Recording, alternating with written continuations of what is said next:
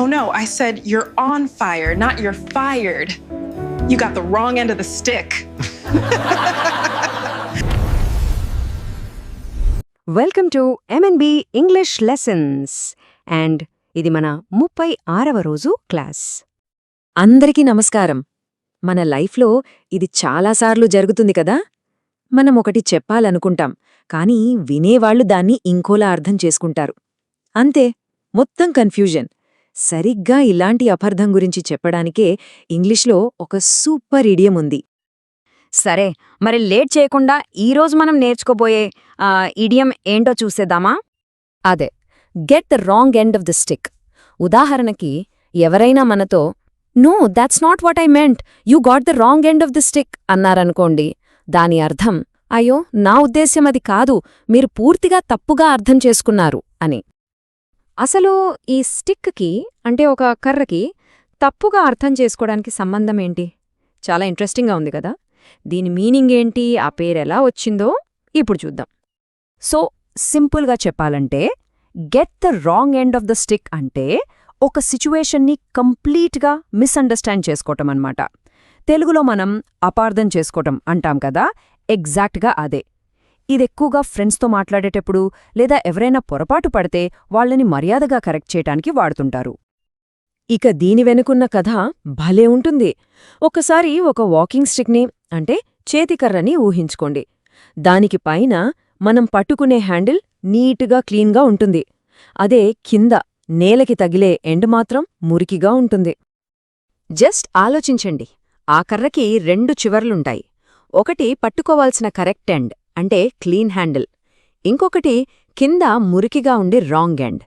ఇప్పుడు ఎవరైనా పొరపాటున ఆ కింద ఉన్న మురికి భాగాన్ని పట్టుకుంటే ఎలా ఉంటుంది? చేతులన్నీ పాడవుతాయి, చూడ్డానికి కూడా కొంచెం ఫూలిష్గా అనిపిస్తుంది కదా. సరిగ్గా అలాగే ఒక విషయాన్ని కూడా మనం రాంగ్ ఎండ్ నుంచి పట్టుకున్నట్టు అంటే తప్పుగా అర్థం చేసుకుంటే పరిస్థితి కూడా అంతే ఇబ్బందికరంగా మారుతుంది అని చెప్పడానికే ఈ ఇడియం పుట్టింది. ఎంత మంచి పోలిక కదా. సరే, థియరీ బాగుంది, మరి ప్రాక్టికల్గా దీన్ని మన మాటల్లో ఎలా వాడాలి? కొన్ని ఎగ్జాంపుల్స్ చూస్తే మనకొక మంచి క్లారిటీ వస్తుంది. ఫస్ట్ ఎగ్జాంపుల్ చూడండి.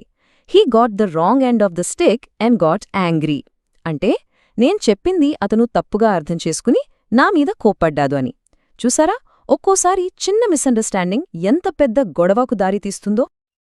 ఇక రెండోది, ఇది ఆఫీసుల్లో చాలా కామన్. ఎవరైనా కంగారుగా వచ్చి నన్ను జాబ్లోంచి తీసేస్తున్నారా అని అడిగారనుకోండి, అప్పుడు మనం I didn't say you're fired, you got the wrong end of the stick అనొచ్చు. అంటే అయ్యో నేనలా అనలేదే, మీరు పూర్తిగా తప్పుగా అర్థం చేసుకున్నారు అని. చూసారా ఎంత పొలైట్గా చెప్పొచ్చు. ఇక మూడోది ఒక అడ్వైస్ లాంటిది. Please listen clearly so you don't get the wrong end of the stick అంటే దయచేసి నేను చెప్పేది క్లియర్గా వినండి, లేకపోతే అపార్థం చేసుకునే ప్రమాదం ఉంది అని. ఇది మనందరి సంభాషణలకు వర్తిస్తుంది కదా. ఓకే, ఇప్పుడు మనందరం కలిసి దీని ప్రొనౌన్సియేషన్ ప్రాక్టీస్ చేద్దాం.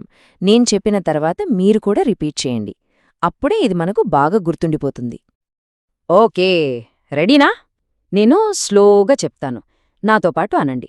Get the wrong end of the stick. Perfect. ఇప్పుడు అంతా కలిపి ఒకేసారి get the wrong end of the stick. Great job! Okay, మనం ఈరోజు లెసన్ చివరికి వచ్చేశాం. వెళ్లే ముందు మీకోసం ఒక చిన్న ఛాలెంజ్ ఇంకా ఒక ఇంపార్టెంట్ టిప్. ఈరోజు మనం నేర్చుకున్న ఈ ఇడియం నుండి ఒక ముఖ్యమైన లైఫ్ లెసన్ ఏంటంటే క్లారిఫై బిఫోర్ యూ రియాక్ట్ అంటే ఏదైనా విషయంపై రియాక్ట్ అయ్యే ముందు 1-2 సార్లు క్లారిఫై చేసుకోండి. అప్పుడు చాలా గొడవలు అపార్థాలు అసలు జరగనే జరగవు. ఇక మీ ఛాలెంజ్ టైం.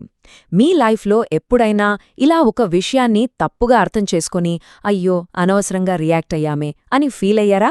అలాంటి ఎక్స్పీరియన్స్ మీకుంటే కామెంట్స్లో సింపుల్గా ఎస్ అని టైప్ చేయండి. చూద్దాం ఎంతమందికి ఇలా జరిగిందో.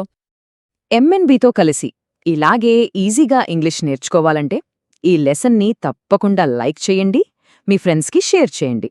మరి రేపటి మనం 37వ రోజు క్లాస్ మిస్ అవ్వకుండా ఉండాలంటే ఇప్పుడే సబ్స్క్రైబ్ చేసుకోండి. మళ్ళీ రేపు కలుద్దాం.